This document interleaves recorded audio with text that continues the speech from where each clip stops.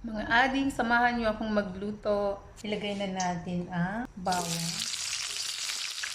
Sibuyas na yun. Pansahog natin ngayon ay beef and gizzard.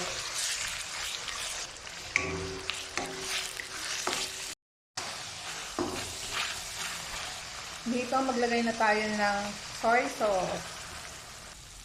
Then paminta.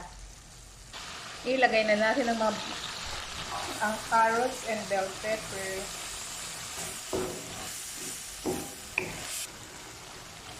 Cabbage.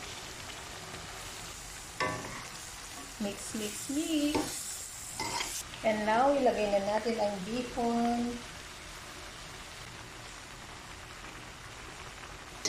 Then mix, mix, mix again.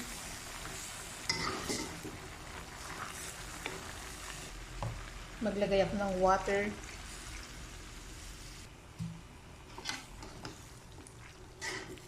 Parsley ang ilalagay ko.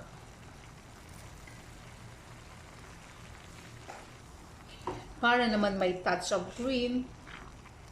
Luto na ang ating pansit bihon.